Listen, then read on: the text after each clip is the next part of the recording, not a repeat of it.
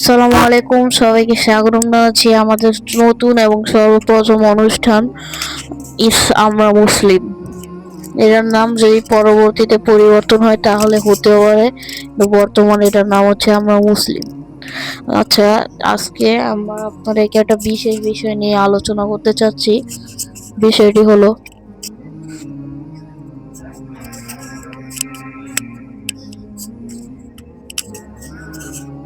আমরা যারা বাংলাদেশে থাকি প্রায় 90 to 95% মুসলিম। আমরা মুসলমানরা হয়তো অনেকেই রহমতুল্লিল আলামিন অর্থাৎ নবীর ইতিহাসটা জানি না। তো আমরা আজকে নবীর ইতিহাস এবং সেই রকম ইসলামিক ভিডিও নিয়ে আপনাদের মাঝে হাজির হয়েছি। আমি ওয়াফি। হয়তোবা কিছুক্ষণের মতো শান্ত ভাই আসতে পারে, নাও আসতে পারে, তার বডিটা বেশি ফিট নয়, আনফিট। তো আসলে আসতে পারে, আমরা খুশি হব।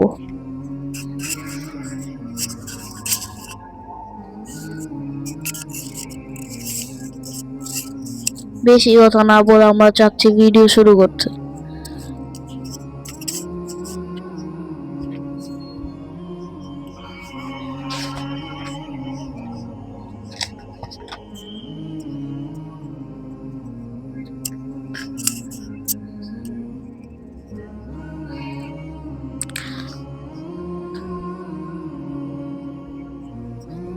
প্রচ্ছদ রচনা: রাসূল আমার ভালোবাসা, মুহাম্মদ আবু সুফিয়ান।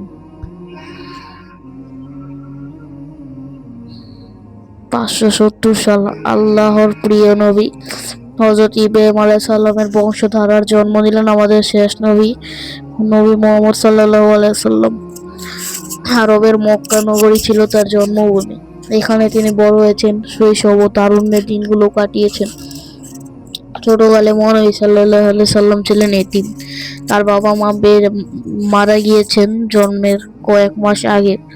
তার মাও চলে গেছেন ছোটবেলায়। তারপর কিছুটা বড় হয়ে দাদার কাছে 8 বছর বয়সে চলে গেলেন এ দুনিয়ার ওপারে।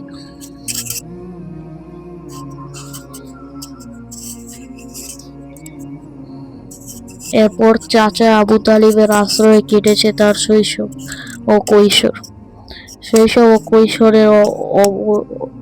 কিশোরের এতিম অবস্থায় কাটানো দিনগুলো তার মনকে করেছে নরম ও কোমল, করেছে শিশুর প্রতি দরদি, কিশোরদের প্রতি ভালোবাসার পূর্ণ। শিশু কিশোরদের তিনি ভালোবাসেন হৃদয় উজাড় করে। এমনকি আর এতিমদের জন্য তো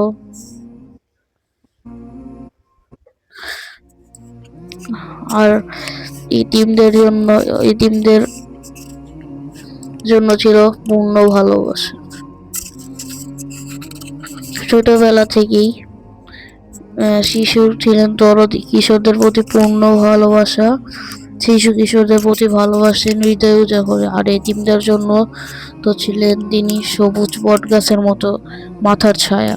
রাসূল সাল্লাল্লাহু সাল্লাম এমন পরশমণি, তার তার সহচর্যে যারাই এসেছেন তারাই হয়ে উঠেছিলেন সকল দিক থেকে অসাধারণ। নবীজি যেমন শিশু কিশোরদের ভালোবাসতেন, তেমনি শিশু কিশোররাও তাকে ভালোবাসতেন, শ্রদ্ধা করতেন, তার কাছে কাজ করার জন্য ঝাঁপিয়ে পড়তেন। তাই তো আমরা দেখি নবীজি সাল্লাল্লাহু আলাইহি সাল্লাম যখন আল্লাহর দ্বীনের পথে মানুষকে ডাকা শুরু করলেন, তখন একেবারে শুরুর দিক থেকে তার সাথী হয়েছেন সত্যপ্রিয় কিশোর আলী। নবুওতের দায়িত্ব পাওয়ার পর নবী সাল্লাল্লাহু আলাইহি সাল্লামের মিশন শুরু করলেন। আর বসে থাকার সুযোগ নেই।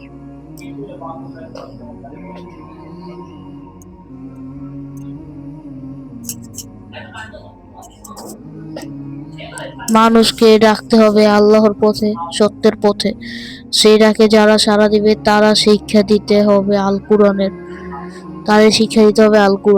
তাদের গড়ে তুলতে হবে ফুলের মতো সুন্দর চরিত্র। তাদের সংগঠিত করতে হবে, ঐক্যবদ্ধ করতে হবে, আর সকলে মিলে পাল্টে দিতে হবে সমাজকে। অন্যায়ের প্রতিবাদে রুখে দিতে হবে, ন্যায়কে প্রতিষ্ঠা করতে হবে, অসহায়ের পাশে দাঁড়াতে হবে, জালিমদের প্রতিরোধ করতে হবে, ন্যায়কে প্রতিষ্ঠা এটা করতে হবে। মহানবী সাল্লাল্লাহু আলাইহি সাল্লাম ঠিক করলেন তিনি তার আত্মীয় স্বজন ও কাছের মানুষদের আহ্বান ইসলামের দাওয়াত দিবেন। সবাই বলবেন আল্লাহর দিনের কথা, হয়তোবা আহ্বানে অনেকে সাড়া দিবে। যেইভাবে সেই কাজ। তিনি আত্মীয় স্বজনদের পুরো বাড়িতে খাবারের দাওয়াত দিলেন। সকলেই এলো। মেহমানদের আগমনে পুরো বাড়ি গম গম করতে লাগলো। পরিবেশন করা হলো সুস্বাদু খাবার। সকলে খুশি মনে খাওয়া দাওয়া করলো, খুশ গল্প হলো অনেক। এরপর মহানবী সাল্লাল্লাহু আলাইহি সাল্লাম বলার জন্য উঠে দাঁড়ালেন। তিনি দরদি মন নিয়ে বললেন, আমি তোমাদের ইসলামের দাওয়াত দিচ্ছি। আমি যা নিয়ে এসেছি তা দুনিয়ার জন্য কল্যাণকর, আখিরাতের জন্য কল্যাণকর। এই পথে তোমাদের মধ্যে কে কে আমার সঙ্গী হবে? এতক্ষণে কোলাহল যেন নিমিষেই থেমে গেল। নীরব হয়ে গেল সবাই। সাহস করলো না কেউ।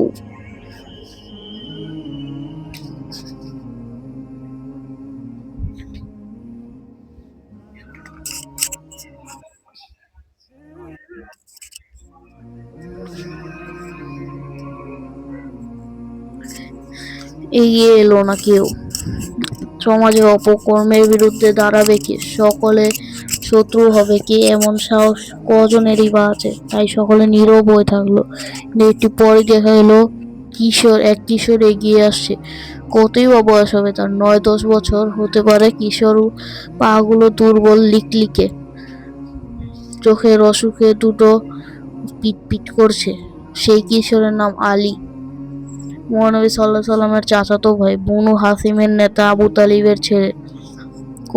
কিশোর আলী সবার সামনে এসে দাঁড়ালো। দৃঢ় কণ্ঠে বলতে লাগলো, আমি এখানে সবার ছোট, আমার শরীর ও দুর্বল,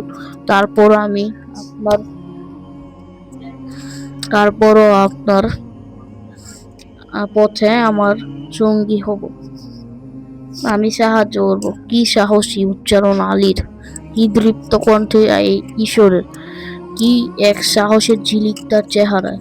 আলী রাদিয়াল্লাহু আনহু এর এই ঘোষণা অক্ষরে পালন করেছেন সারা জীবন তিনি নবীজির সহযোগী হিসাবে কাজ করেছেন। একটি ইনসাফের সমাজ গড়ার কাজে নিজেকে বিলিয়ে দিয়েছেন। দরদি শিক্ষক হিসাবে মানুষদের দিয়েছেন ইসলামের শিক্ষা। যুদ্ধের মাঠে সাহসী যোদ্ধা হিসাবে লড়েছেন। বিচারক হিসাবে ইসলামী রাষ্ট্রের দায়িত্ব পালন করেছেন। সর্বশেষে ইসলাম চতুর্থ খলিফা হিসাবে পরিচালনা করেছেন রাষ্ট্র।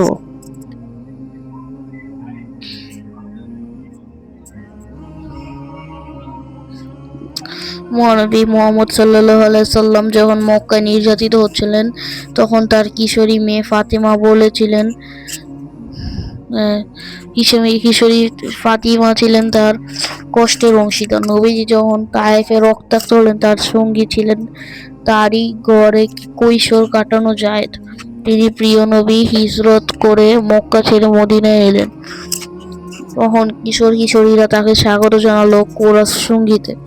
কোরাস সঙ্গীত কি তা আমার জানা নেই। এভাবে নবীজির জীবনের সব সময় বড়দের সাথে কিশোর সাহাবীরাও ছিলেন। নবীজির বাড়িঘর ধন সম্পদ ছেড়ে চলে আসেন মদিনায় আল্লাহর দ্বীনের জন্য।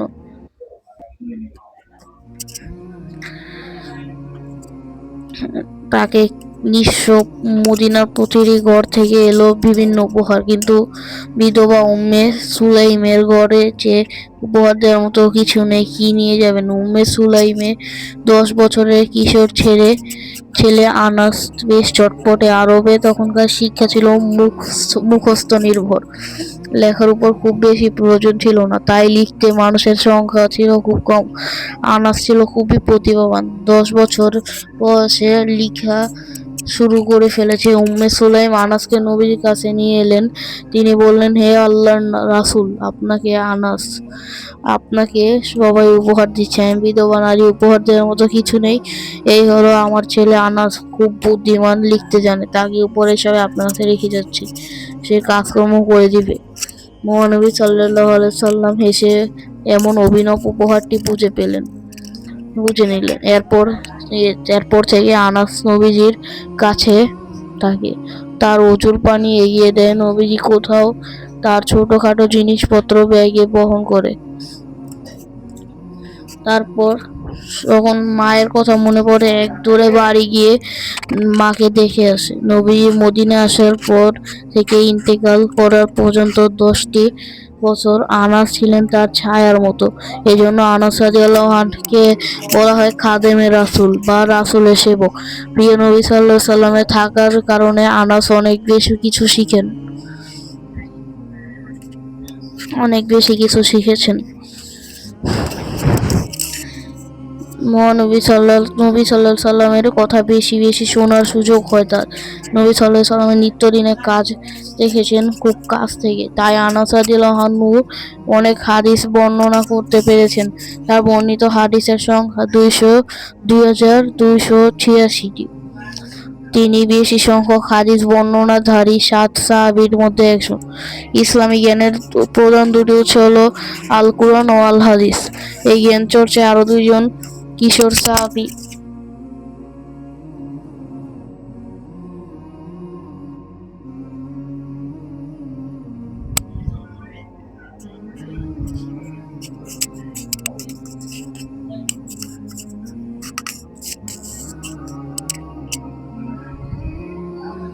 আব্দুল্লাহ ইবনে আব্বাস ও আব্দুল্লাহ ইবনে উমর রাদিয়াল্লাহু আনহু। ইবনে আব্বাসকে বলা হয় রাইসুল মুফসিরিন বা মুফাসসিরের সর্দার। কুরআন মজিদের ব্যাখ্যার উপর বিশেষজ্ঞ, তাকে বলা হয় মুফাসসির। তিনি হাদিসে বর্ণনাতেও ছিলেন প্রথম কাতারে। তার বর্ণিত হাদিসের সংখ্যা 1660টি। মহানবী সাল্লাল্লাহু আলাইহি সাল্লাম ইন্তিকালের সময় তার বয়স হয়েছিল মাত্র 13 বছর।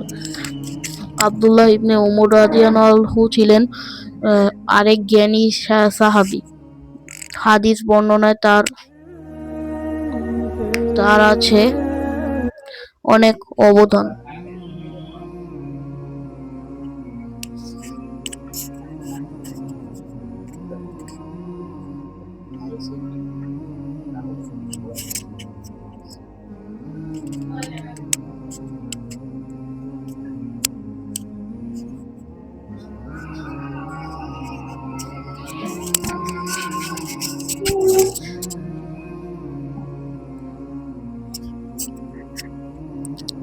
সাহাবীর জ্ঞান চর্চায় কত বেশি অবদান রেখেছেন। শুধু কি জ্ঞান চর্চায় না, ইসলামের সকল অঙ্গনে কিশোর সাহাবীরা উৎসাহের সাথে অংশ নিয়েছেন।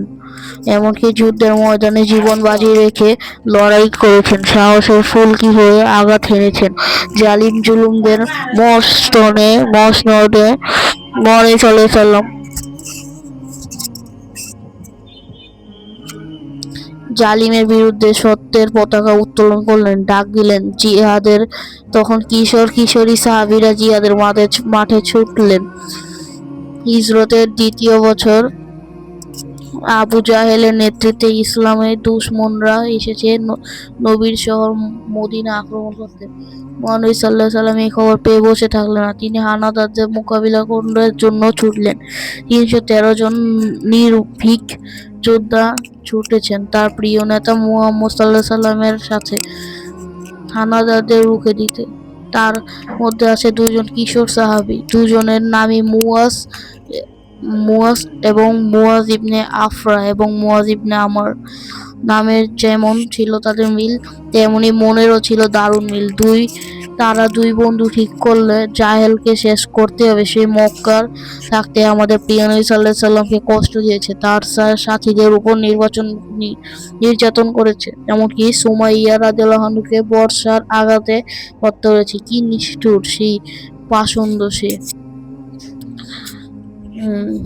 একজন নারীকে সে হত্যা করেছে তার স্বামী ও সন্তানের সামনে। তাকে শেষ করতে হবে আজ। বদরের প্রান্তে শুরু হলো তুমুল যুদ্ধ। 2 কিশোর তাদের তলোয়ার নিয়ে শত্রু বাহিনীর উপর তীক্ষ্ণ নজর রাখতে লাগলেন। তাদের পাশে ছিল সাহাবী আব্দুর রহমান ইবনে আউফ রাদিয়াল্লাহু আনহু। 2 কিশোর একটু পরই আবু জাহেলের দেখা পেল। সে একটি তেজি ঘোড়া চড়ে হম্বিতম্বি করছে। আব্দুর রহমান রাদিয়াল্লাহু আনহু তাদেরকে ইশারা করে 2 মুয়াজকে বললেন যে, ওই যে আবু জাহেল, তোমরা যাকে খুঁজছিলে। ইশারা আমার 2 মুয়াজ ছুটল বিদ্যুতের বেগে। চিতাবাঘ তাদের সামনে হার মানবে। তাদের দৌড়ের কাছে দুই কিশোর তীব্র আঘাতে গোড়া থেকে পড়ে গেল প্রবল প্রতাপশালী হানাদার আবু জাহেল। পতন হলো তার সকল অহংকার, শেষ হলো তার সকল অপকর্ম। তাদের হাতে নিহত হলো দাম্ভিক জালিম দুই কিশোর সাহাবী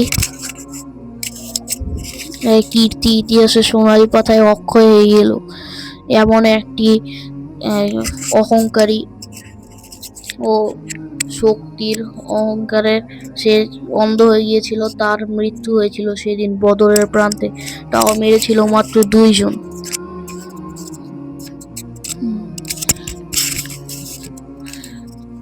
কিশোর সাহাবী সব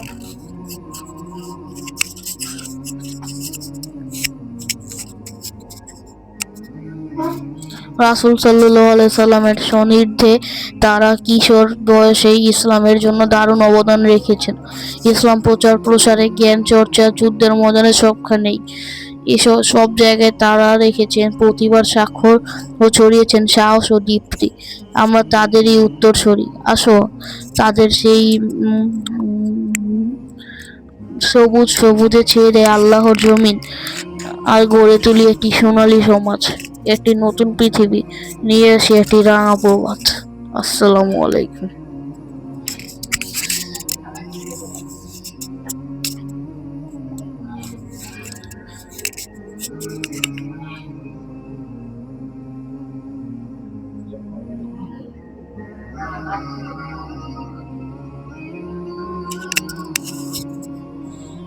এতক্ষণ তো পড়ে শোনালি মেয়ে একজন নবী সাল্লাল্লাহু আলাইহি সাল্লামের ছোটবেলা থেকে মৃত্যু আগ পর্যন্ত তার সাহাবী এবং তার কথা। আমরা মুসলিমের প্রথম পর্ব আমি চাই এখানে শেষ করে দিতে। আর ইতিমধ্যে শান্ত ভাইয়ের সান্নিধ্য আমার লাভ হয়েছে। সে বলল যে আজকে আসতে পারবে না, সরি, ফোনে কথা হয়েছে।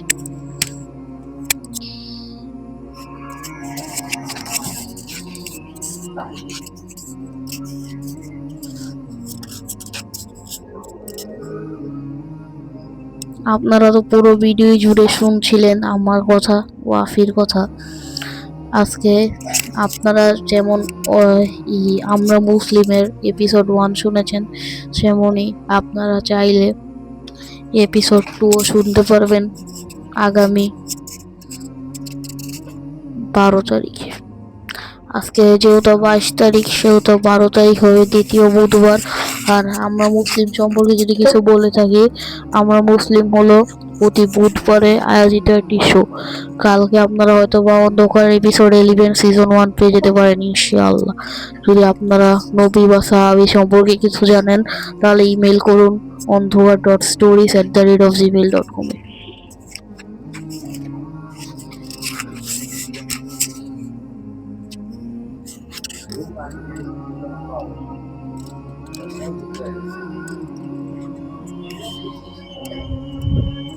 আজকে বেশি কথা বলতে চাই না। আমরা আজকে আপনাদেরকে একটি চমৎকার ঘটনা পড়ে শোনালাম। আমি ওয়াফি আজকে আপনাদের মধ্যে থেকে বিদায় নিতে চাচ্ছি। সবাইকে সালাম জানিয়ে আমি আজকে শেষ করলাম আমাদের এই শো।